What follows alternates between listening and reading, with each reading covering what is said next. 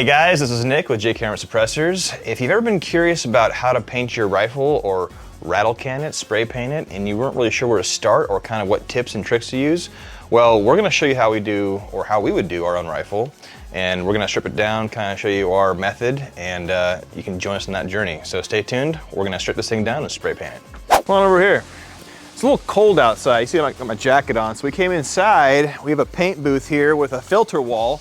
This is where we Cerakote a lot of the products that you guys purchase and a lot of the repairs that you send in. This is where all the magic happens right here. So we figured, why not use this for spray paint? I got my Bren MS, or my Bren 2MS here from CZ, chambered in 7.62 by 39. And it looks like Savio already got my paint ready for me. So we got some Krylon.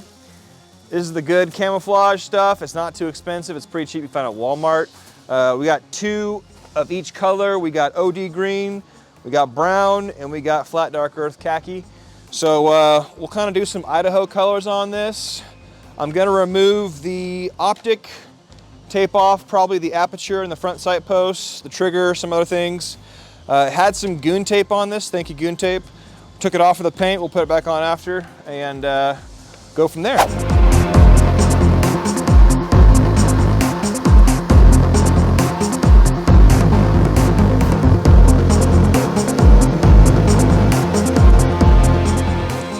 All right, we got it all taped off, at least the parts that I want to tape off. The most important thing to remember, guys, when you're doing this is to have fun and don't be afraid. It's kind of scary sometimes painting your expensive rifle that comes from the factory looking brand new.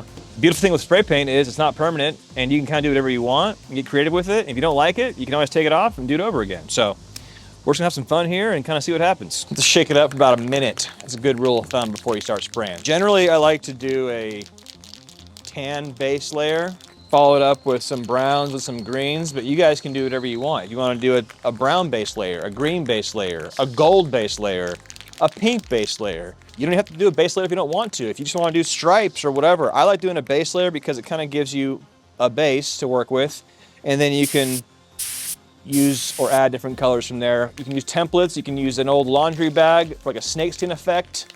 You can use local foliage like twigs and leaves and branches as a kind of a stencil to spray against to create patterns for your local environment. I would say if you live around pine trees, use pine needles. If you live around oak trees, use oak leaves.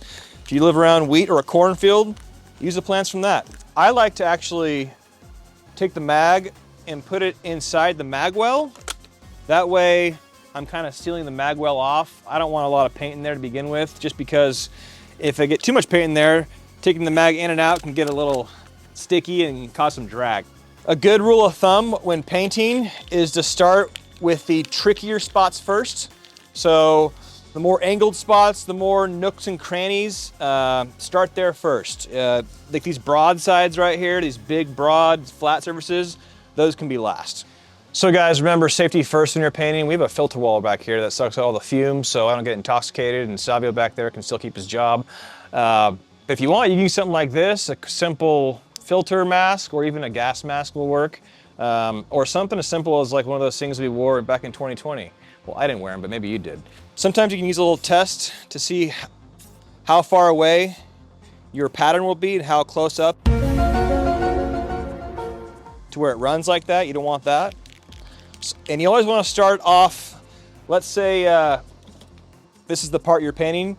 You don't want to just spray it. You want to start off and give it even coatings.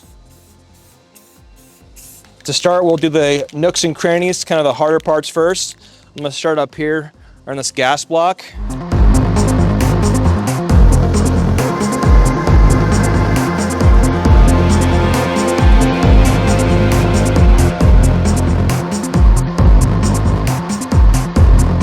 Now I'll kind of go to the top of the rifle, get that.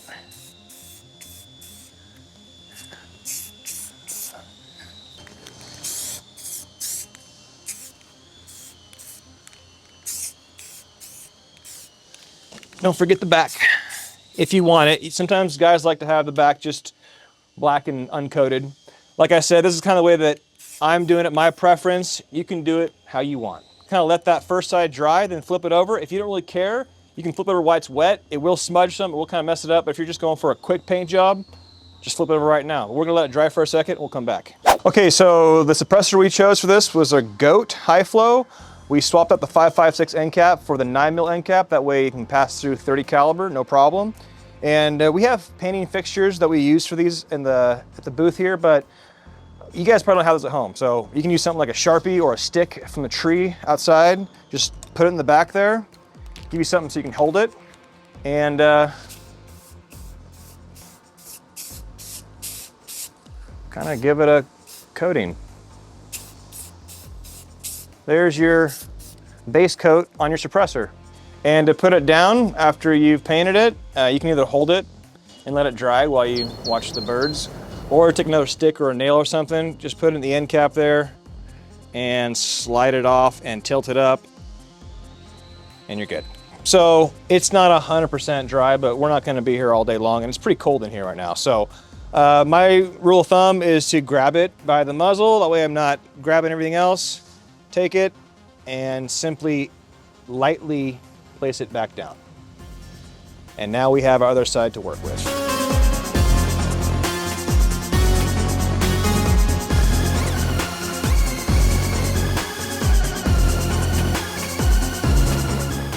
Doesn't have to be perfect. This is not a Cerakoting application process. This is spray painting. That looks pretty dang good. I'm gonna get the top side of this, flip it around.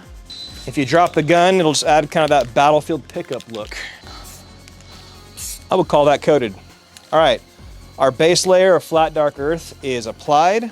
We'll let that dry to a point where it's acceptable and I can handle it.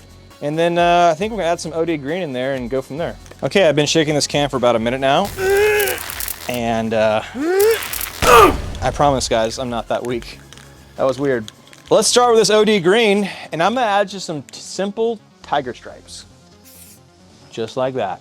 I probably won't make them that thin. I'll probably come out a little bit like that. See how that is? I was a little closer with a thinner line, a little farther away, a fatter line.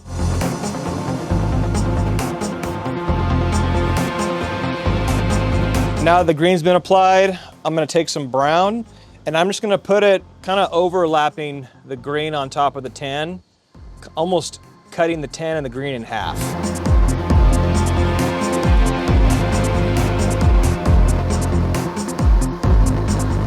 It may not be perfect, and what you can do is if you mess up on something, you can go over with another color and kind of touch it up. Like I'll show you right now. This brown's a little fat right here. I'm just gonna come back like that.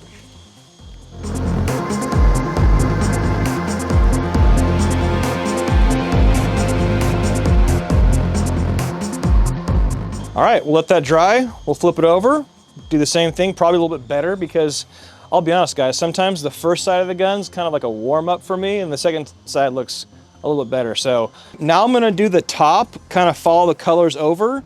That way I have a template for the other side to kind of match up the lines.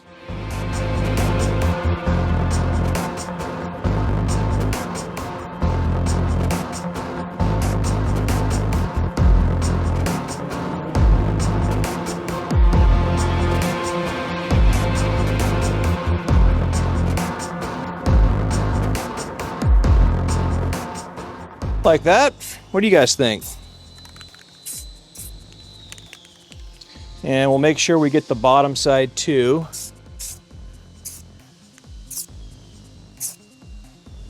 If there's anything you guys want to touch up, we can touch up too. Feel like that. That's pretty good. I like that. All right guys, so pretty much I'm happy with the way it turned out. I think we're good. If I don't like it in the future, I can always do it again, but we'll let that dry, reattach some optics and take the tape off, put some goon tape where I want to put goon tape, put the suppressor on and head to the range. And there you have it guys. There is the painted CZ Bren 2MS in 762 by 39. So let's take it out to the range and The best way to break in a new paint job is to shoot it.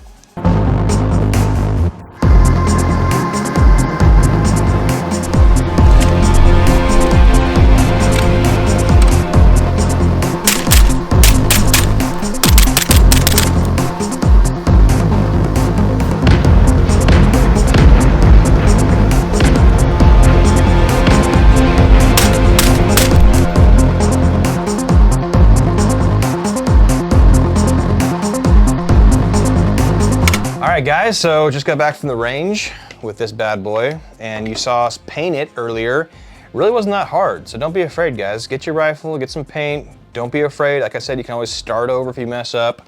Really easy to do. This is something we come up on the fly with. We kind of got inspired by the Gordy carbine for the paint job. But yeah, let us know what you think about this paint job. Comment down below if you think the tiger stripes kind of look good, if you would have changed up anything, if you'd use a stencil of some sort. When you actually do your own rifle, tag us on Instagram or Facebook or whatever, and we'll repost you. Today we use the GOAT, which is a 5.56 suppressor. It's optimized for 5.56, but as you saw in the video, it worked great on 7.62x39. All we had to do was swap out this end cap for the larger aperture, the 9mm aperture, and this thing held up great. There's a little bit of distressing in the paint. That's just because it got hot and I reached up to make sure the cam was still tight, and didn't burn myself, but the paint kind of got scratched. And it's spray paint, so it's not gonna last forever, but I kind of think it looks better when it gets all distressed like this. So we had a lot of fun doing this. I know Savio just painted his rifle, and I painted my rifle, my personal AR-15, probably about 2 weeks ago. So 'tis the season for spray painted guns. So Rattle can your stuff, tag us below or in your post, and we will retag, repost, and show you off. Again, CZ Bren 2MS, spray painted by yours truly here at JK Armament, topped off with the JK 155 GOAT High Flow. If you like this video, if you like what we did, make sure to comment what firearm or what accessory you'd like to see painted next. Make sure to like, comment, and subscribe below, and I'll see you on the range.